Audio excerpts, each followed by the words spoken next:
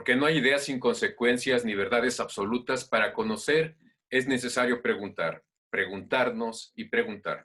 Por eso me da mucho gusto que esté con nosotros el director del Espacio Cultural Iberoamericano para hablarnos de un tema importante por el asunto mismo que trata, pero también por el contexto en el que se está o se va a desarrollar. Y es que este año, 2020, se considera el Año Iberoamericano de la Música. Gracias, Enrique, por estar con nosotros.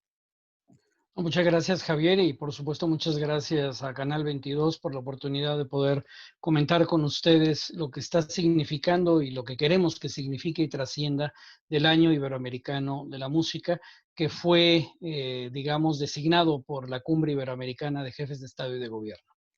Enrique, ¿cuál es el objetivo o qué busca, digamos, conmemorar o celebrar este Año Internacional Iberoamericano de la Música? ¿Cuáles son sus objetivos más concretos? Mira, yo creo que lo más importante, diría yo, en términos muy coloquiales, somos una potencia cultural a nivel mundial. O sea, Iberoamérica es una potencia cultural. Y dentro de las manifestaciones de la cultura, la música, evidentemente, trasciende fronteras, trasciende lenguajes, trasciende todos los códigos para establecer un propio código de comunicación que es el código musical. Es ahí por lo cual, digamos, se ha identificado que había que visibilizar acciones positivas, identificar todo aquello que va alrededor de la industria musical y yo diría incluso de toda la cadena de valor alrededor de la música, desde la formación, la creación, la distribución, las presentaciones, todo lo que significa la música. Pero se apareció el COVID, entonces hemos tenido un año atípico, digamos, hemos tenido ya también el año iberoamericano de las artesanías, el próximo año será el año iberoamericano de las bibliotecas, hemos tenido el año de los museos, digamos que ha habido mucha sensibilidad por parte de la cumbre iberoamericana en identificar temas que permiten eso, dar visibilidad, generar documentos, generar foros, generar debate y poner, digamos, en el centro el debate de las políticas públicas de fomento y desarrollo al sector, en este caso concreto, a la música. Enrique, me parece muy bien, pero sin duda la pandemia que padecemos cambia la visión de lo que se tenía, por ejemplo, de la idea de los conciertos, que son generalmente conciertos masivos, del intercambio, digamos, de artistas de un país a otro, como que las reglas han cambiado. ¿Han considerado eso? ¿Cómo lo están manejando? Por supuesto, mira, por supuesto, el destino nos alcanzó. Creo que esto hay que decirlo, recordando aquella película de Charlton Heston, nos alcanzó el destino. Y realmente uno de los objetivos del Año Iberoamericano de la Música es la publicación y la entrega a la Cumbre Iberoamericana de un libro blanco de la música en Iberoamérica. En esta reflexión que ha habido afortunadamente muchos años y por grandes especialistas, ya se tenía claramente identificada sí la fortaleza del sector, pero también las profundas debilidades que se tiene. Las debilidades en un sector informal, en un sector, digamos, que todavía los artistas, la gran mayoría de ellos no tienen acceso a la seguridad pública, que no tienen, digamos, los mínimos para poder vivir de lo que hacen, de lo que crean, de lo que ejecutan como la música. Esto ya se tenía claramente identificado. Claro que con la llegada de la declaratoria de pandemia y el correspondiente confinamiento, se evidenció una vez más la debilidad que puede llegar a tener un sector como el sector musical. Sin embargo, debemos de reconocer que también fue la música y sigue siendo la música uno de los grandes motivos de cohesión en las familias, en los hogares, que se han dado manifestaciones en balcones, en terrazas, con músicos muy solidarios para va a ser más llevadero el confinamiento. Entonces, por un lado tenemos siempre el gesto solidario, tenemos esa actitud siempre de vanguardia y siempre hacia adelante y de comunidad de los músicos, pero por otro lado tenemos las profundas carencias. Yo celebro, por supuesto, que un músico salga a un balcón y tenga un gesto solidario o haga un video y lo haga de manera solidaria, pero yo lo que quiero es que ese músico viva de lo que hace, tenga las posibilidades de generar ingresos y de vivir con dignidad. Y creo que si estamos hablando de la cumbre iberoamericana, bueno, pues es el espacio donde se toman decisiones, donde nuestros ministros de cultura, donde los secretarios de cultura también tienen su propio foro y se establecen muchas políticas públicas y recomendaciones de estímulo. Entonces, de alguna manera, esto nos ha permitido darnos cuenta de lo que no estábamos viendo, estamos sistematizando información, sí ha habido actividades, hay que decir que ha habido muchos foros, ha habido mucho debate, y algo que tú mencionabas de los espectáculos masivos. Bueno, evidentemente, esto va a regresar, va a ser paulatino, pero está costando mucho trabajo porque también tenemos que trabajar en la recuperación de la confianza de la persona, de las personas en el espacio público cultural. Tenemos que trabajar mucho en la confianza para que la gente vuelva a los espacios. Por otro lado, también quienes tienen acceso a lo digital, que no es toda la población, y esto hay que recordarlo, Así quienes es. tienen acceso a lo digital han podido gozar de alguna manera de muchos contenidos y los han podido gozar también de acceso libre, hay que decirlo, pero también quienes están poniendo contenidos en lo digital también tienen que comer. Entonces, hay que encontrar esos puntos de equilibrio que poco a poco se van a ir, por supuesto, encontrando y se van a ir identificando para ir contribuyendo a que el sector de la música, sí con el pretexto, vamos a decirlo claramente, del Año Iberoamericano de la Música, puedan nuestros músicos y toda la gente involucrada en el sector puedan estar un poco mejor. Tú le has dado seguimiento, digamos, desde la posición que tienes a todo este fenómeno. Venimos arrastrando varios problemas, por ejemplo, el pago relativamente o realmente muy bajo a los músicos, la falta de seguridad, que son dos activos pendientes que tenemos, pero también me da la impresión que luego no medimos algo que tú te refieres en esta última intervención, y es que no somos suficientemente sensibles ni como autoridades ni como ciudadanos para reconocer que lo que nos están dando a través de la música, artistas, cantantes, intérpretes, pues también tiene que ser fuente de su propio sustento. Sí, lamentablemente, quizá no me gusta generalizar, pero creo que hay parte de la sociedad que no está dispuesta a pagar el talento, que no está dispuesta a valorar lo que significa el esfuerzo o la creatividad del otro. Y eso es un problema generalizado, no es exclusivo de la sociedad mexicana o de la Argentina o de tal, es un tema muy generalizado, lamentablemente. Pero creo que también hay una tendencia, y esto hay que hablarlo, hay que reconocerlo, también hay una tendencia a poder poner los temas sobre la mesa, poder hablar los temas y poder actuar en consecuencia. Es impostergable para todo el sector cultural. Hay que hacer mucho más agresivas, más firmes políticas de fomento y desarrollo. Creo que es una responsabilidad, y así lo establece como derecho humano las constituciones de la gran mayoría de los países. La cultura es un derecho, el acceso a la cultura es un derecho humano. Y, no, y quiero añadir, el derecho al Internet también es un derecho humano. Y así está establecido. Y simplemente, y por lo complejo que pueda representar, lo que hay que es desarrollar esas capacidades para que la población tenga acceso a eso. Pero que también ese acceso no esté, digamos, en contra de lo que puede significar el bienestar de los creadores, sino todo lo contrario. Enrique, hay una realidad también bastante notoria, bastante concreta, y es que en estos días, por la pandemia, las zonas que más se han recortado en el presupuesto tienen que ver básicamente con la cultura. Las zonas de, digamos, de la cultura y del arte en general, los gobiernos han, digamos,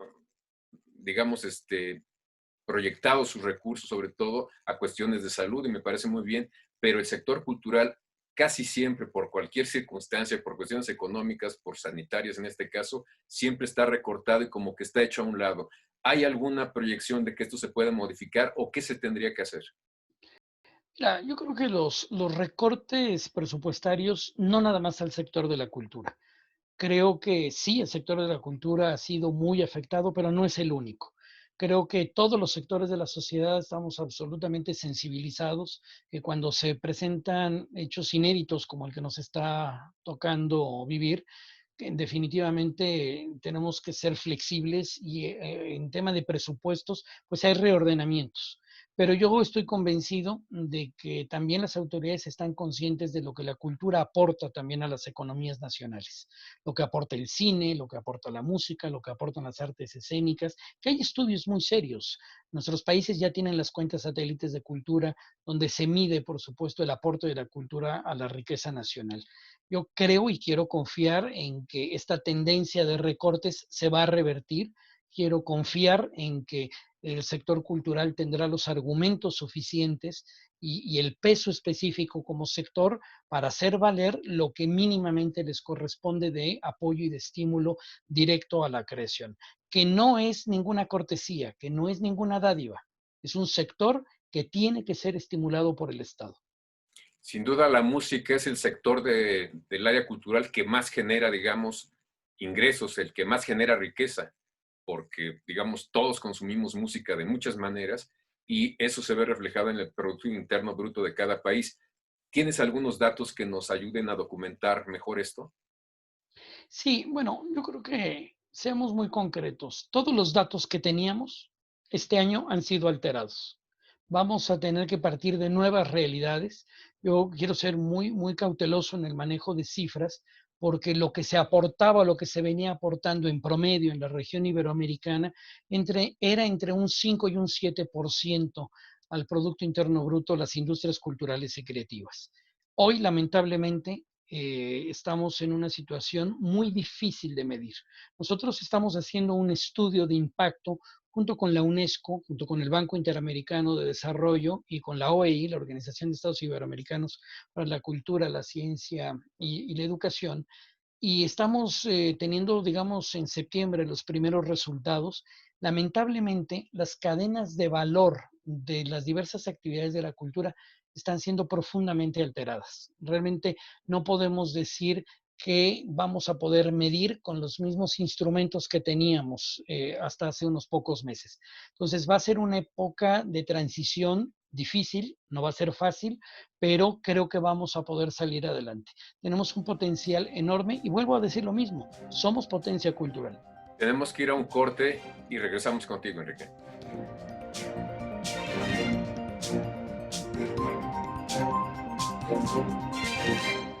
Les recuerdo que estamos con Enrique Vargas, que es director del Espacio Cultural Iberoamericano. Nos está haciendo reflexionar sobre un tema muy importante para nosotros en general y particularmente en estos días de pandemia, que tiene que ver con la música de lo que pasa, la música que nos acompaña siempre en cualquier circunstancia.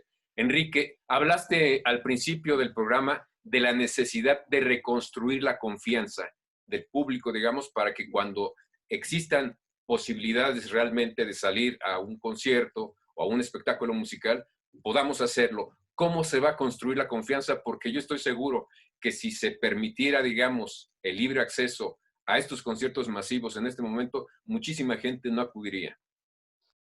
Sí, yo creo que, mira, estamos viendo el comportamiento en varios países que están ya tratando de reactivar conciertos y es muy interesante analizar y verlo. Ha habido conciertos en presas, ¿no? En pantanos se le llama en España, y la gente está en sus barcas escuchando un concierto. Estamos viendo también que nuevamente viene el auge de los autocinemas. Estamos viendo que hay museos en algunos países, en algunas ciudades, que ya están abiertos, pero que no está la gente acudiendo a ellos. Y se dan varios factores. Uno, el que muchas fronteras siguen aún cerradas, que no hay un flujo, digamos, normalizado de turistas, que también ocupan mucho esta infraestructura cultural. Luego también hay una crisis económica, hay falta de liquidez en los hogares. La gente, si tengo que pagar un boleto para entrar a ver un espectáculo o tengo que comprar los víveres o lo mínimo para mi hogar, pues obviamente la prioridad es mi hogar. Entonces, creo que son muchos factores, pero creo que también el sector cultural tiene que hacer muchas campañas de posicionamiento cuando haya las condiciones sanitarias, siempre y cuando haya las condiciones para poder abrir los espacios. Porque finalmente, cuando hay un buen cartel, cuando hay una buena oferta, la gente acude a los espacios, acude a la infraestructura. Pero también tenemos que entender que el comportamiento tiene que cambiar. El COVID llegó para transformar también el comportamiento cuando está uno en eventos masivos. Enrique, yo creo ahorita los músicos, los cantantes, la gente que se dedica a la cuestión de la música, se ha adaptado a los nuevos tiempos, a las nuevas necesidades y ha hecho uso de las redes sociales precisamente para mostrar solidaridad, por ejemplo, con los médicos, muy notoriamente, pero también para hacer conciertos y llamar la atención sobre espacios culturales.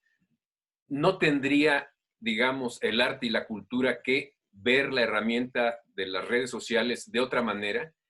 Por Crear, supuesto. digamos, contenidos específicos para ser transmitidos así.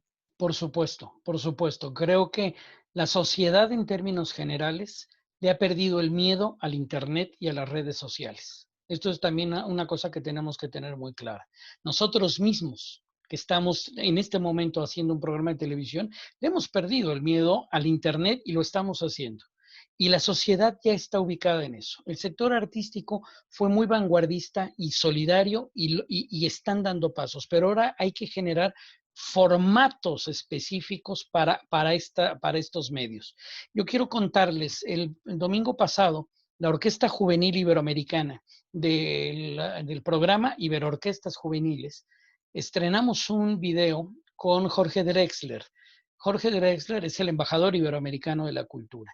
Y fue un segundo concierto que hemos hecho con la orquesta virtual, que ya lo que hicimos es romper formato. El primer concierto que se hizo, no estaba Jorge Drexler, era con cuadritos en pantallas, cada chico en su casa, y fue una producción maravillosa con Alas a Malala del gran, y subrayo, gran maestro Arturo Márquez.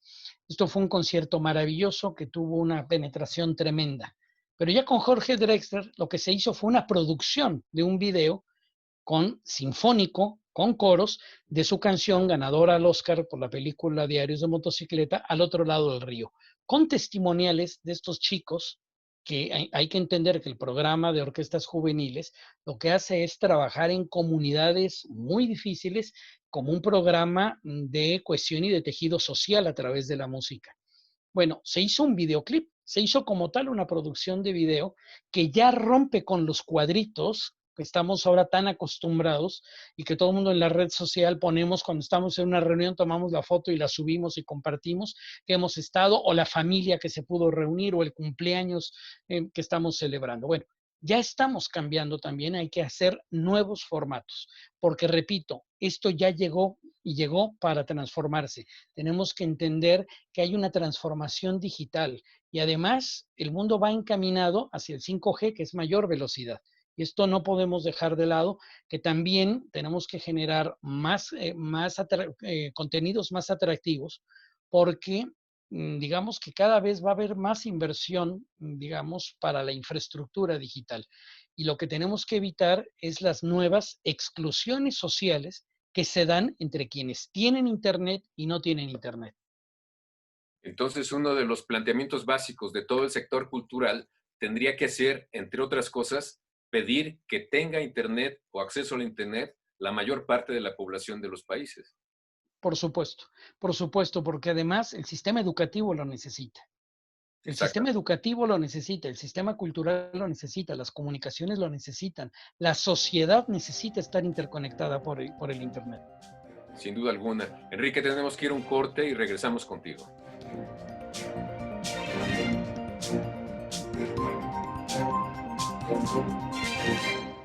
Les recuerdo que está con nosotros Enrique Vargas, que es director del Espacio Cultural Iberoamericano. Enrique, ¿cuántos países conforman esta estructura? 22 países, son 19 de América Latina, de habla española y portuguesa, obviamente Brasil, y más Portugal, Andorra y España. La Cumbre Iberoamericana, para quienes no lo sepan, nació en Guadalajara, México, y el próximo año van a cumplirse 30 años de cumbres iberoamericanas de jefes de Estado y de Gobierno de manera ininterrumpida. Los objetivos que tiene en general este espacio cultural son, digamos, el conocer, el diagnosticar mejor lo que es las distintas manifestaciones culturales, el hacer también un seguimiento de casos de necesidades para explotarlas o hacerlas más asequibles a la gente, ¿no? Sí, y también generar fondos de ayudas. Nosotros tenemos un sistema de cooperación que son 13 programas de cooperación: Ibermedia, Ibermuseos, Iberorquestas, Iberbibliotecas, Iberarchivos, Ibercocinas, que son fondos internacionales de ayuda donde los creadores pueden acceder, o los diversos beneficiarios pueden acceder a estas convocatorias. Doy un ejemplo. En el caso de Ibermedia, en 20 años se han podido producir prácticamente más de 1,500 películas, y hoy podemos decir que la región iberoamericana tiene una industria cinematográfica competitiva. Se ha ganado los más importantes premios, se tiene presencia en los festivales más importantes. La película chilena Una mujer fantástica, que ganó el Oscar, bueno, es una película financiada y estimulada desde el programa Ibermedia, pero también en el programa Ibermuseos tenemos 10,000 museos en red en la región. Tenemos el programa Iberescena, que lo que hace es producción, por supuesto, de obras de teatro, dramaturgia, la circulación de estas obras, y así también el programa Ibermúsicas, que es un programa de estímulo directo también a los músicos, a la creación musical. ¿Cuáles son los primeros pasos que se darán, digamos, en el sentido de reactivar los espacios públicos? No pienso solo en la música, pienso también en los museos. Tendrán que ver con las políticas nacionales, supongo, pero debe haber Totalmente. consenso mínimo internacional, supongo también. Lo hay porque afortunadamente la información fluye muy rápido, y aquellos países, cuando han tenido que establecer, incluso diseñar sus propios protocolos para la apertura, lo están haciendo observando lo que está sucediendo a nivel internacional. Se observa cómo se abrió el Museo del Prado, se observa cómo se está abriendo el Museo, el Munal en México, etcétera. O sea, creo que se comparte la información, porque aunque cada país, cada ciudad tiene su propia particularidad y su propia legislación, pues hay parámetros internacionales, y sobre todo, es muy claro, las directrices y las recomendaciones de la Organización Mundial de la Salud son globales. Entonces hay que observarlas de sí o sí de una manera, ¿no? ¿Qué es lo que sigue en este año de la música, Enrique? Bueno, sigue, digamos, algunos foros importantes que se van a hacer, foros de debate. Viene, digamos, en agosto actividades importantes y algo muy relevante: el Congreso Iberoamericano de Cultura, que se iba a realizar de manera presencial en México y que ahora será virtual, del 4 al 8 de noviembre. Ahí el año de la música, y la música tendrá un espacio muy importante, muy sobresaliente, en un congreso que está llamado bajo el concepto de cultura y desarrollo sostenible, en atención a la Agenda 2030 de Desarrollo Sostenible. Es, digamos, un elemento indispensable para el desarrollo sostenible, el quehacer cultural. Totalmente, totalmente. Y en eso nuestra región, que es pionera en el mundo, estamos trabajando en una estrategia iberoamericana de cultura y desarrollo. Y nada más recordarle a tu público que la noción de cultura y desarrollo es una noción que América Latina le da al mundo. O sea, nosotros siempre hemos concebido que el trabajo de lo cultural está directamente relacionado al desarrollo de nuestra sociedad. Y eso somos, digamos, es el aporte que nosotros hemos dado al mundo, y justamente el Congreso Iberoamericano va a versar sobre eso. No me gustaría concluir esta conversación contigo sin que nos llames la atención sobre zonas que particularmente debemos atender y tratar de apoyar para que se desarrollen mejor las cosas en materia de música. A ver, yo creo que me diría una sola. Creo que los contenidos propios, recordar y valorar que lo que hacen nuestros creadores, que lo que hace nuestra gente, tiene igual o más calidad, y que compiten a nivel internacional en calidad y en mercados. Lamentablemente no se tienen todos los mercados conquistados como quisiéramos, eso es una cosa obvia, pero lamentablemente empieza, digamos, en cada casa, en cada hogar. Creo que hace muchos años se decía que hay que escuchar y hay que oír música mexicana.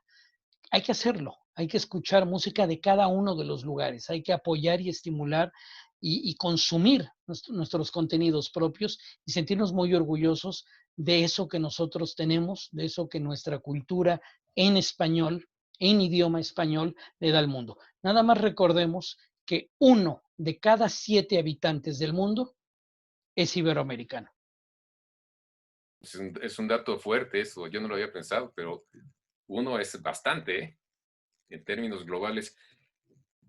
¿Cómo apoyar, digamos, a las actividades culturales, a la música en particular? ¿Con subvenciones, con becas Sí, o creando también. foros públicos? Yo creo que es todo.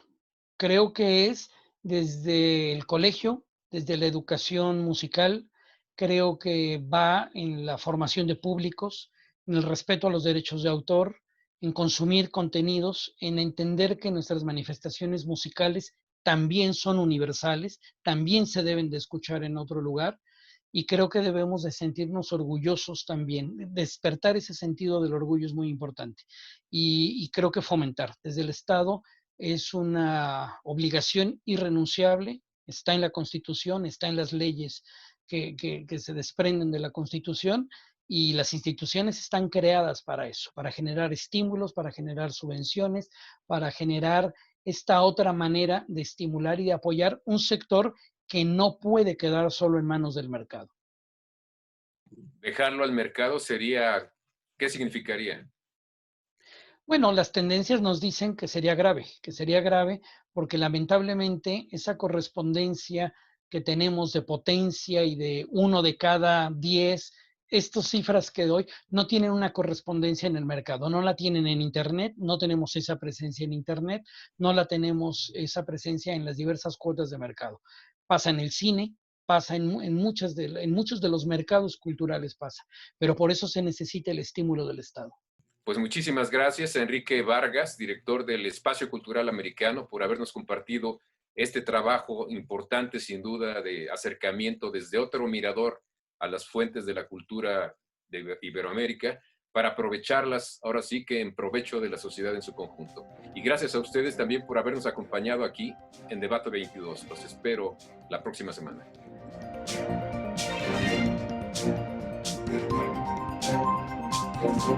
Thank you.